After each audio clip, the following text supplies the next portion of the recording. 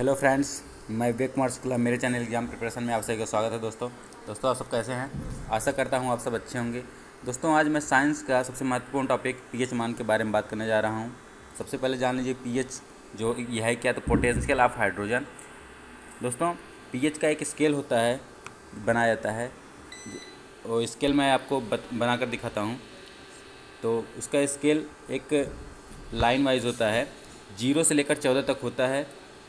0 से लेकर 14 तक, यहाँ बीच में 7 होता है, यहाँ से लेकर, और ये होता है आपका 14। 7 जो होता है दोस्तों, ये 7 जो होता है वो उदासीन होता है। यदि किसी का पीएच मान ये 7 होता है तो वो उदासीन होता है। और 7 के अंतर, 1 से 7 के अंदर का जो आता है वो अम्ल होता है। और 7 से 14 तक जो होता है वो क्षार होता है। देखिए दोस्तों, यहाँ पर है, यदि किसी तरल का पीएच मान 7 से कम है, 7 से कम है तो वह अम्ल कहलाता है। और 7 है यदि, तो वह उदासीन होता है। और यदि उसका पीएच मान 7 से अधिक है तो वह क्षार होता है। पीएच स्केल का खोज एसपीएल सोरेनसन ने किया था। दोस्तों याद रखिएगा, ये most important question. PH scale का खोज एसपीएल सोरेनसन ने किया था। दोस्तों पीएच मान को मैंने अभी बताया 0 से 14 के स्केल पर मापा जाता है। तो चलिए दोस्तों, हमारा क्वेश्चंस जो है वो शुरू करते हैं।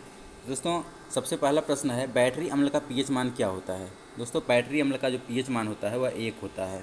यानी एक जो है, मैंने बताया दोस्तों, एक यानी 7 के अंतर्गत जो हो, अंदर हो जो, वो अम्ल होता है। तो दोस्तों इसका बैटरी का पीएच मान जो है इसका 1 है, तो यानी ये अम्ल होता है, ये अम्ल होगा। हाइड्रोक्लोरिक अम्ल का पीएच मान 1 होता है, तो ये भी अम्ल होगा। सल्फ्यूरिक अम्ल H2SO4 का पीएच मान जो है, H2SO4 का पीएच मान जो है वह 1 है।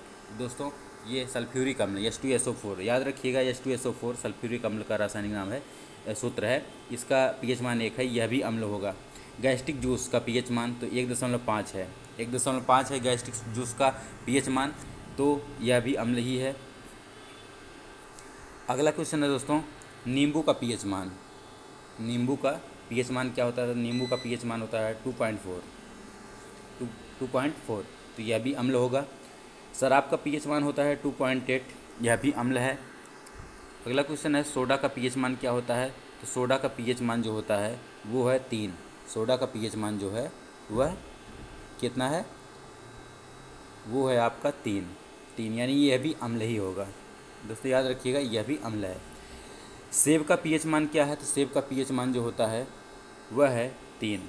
सेब का भी पीएच मान 3 है, तो यह भी अम्ल ही होगा। सिरके का पीएच मान होता है 3, यह भी सिरके का दोस्तों सारे क्वेश्चंस लाइन वाइज हैं, जिसका पीएच मान जो है वह लाइन वाइज दिया गया है, इसलिए आपको याद करने में आसानी होगा। तो सिरके का पीएच मान जो है वह 3 है। अगला क्वेश्चन है दोस्तों, शहद का पीएच मान। शहद का पीएच मान है 3.7 टू 4.2, यानी 3.7 से 4.2 तक के बीच में शहद का पीएच मान हो सकता है कुछ भी, तो वो शहद, यह भी आपका अम्ल है। बियर का पीएच मान होता है 4.5, बियर का पीएच मान यह होता है 4.5, तो यह भी अम्ल ही होगा। अगला क्वेश्चन है दोस्तों, टमाटर का पीएच मान कितना होता है? तो टमाटर का पीएच मान होता है 4.5, 4.5। केला का पीएच मान होता है 4.5 से 5.2। दोस्तों बियर का पीएच मान, टमाटर का पीएच मान और केला का पीएच मान लगभग एक बराबर ही है। ये केला का जो पीएच मान है ये 4.5 से 5.2 तक हो सकता है, तो याद रखिएगा केला का पीएच मान 4.5 से 5.2 होता है।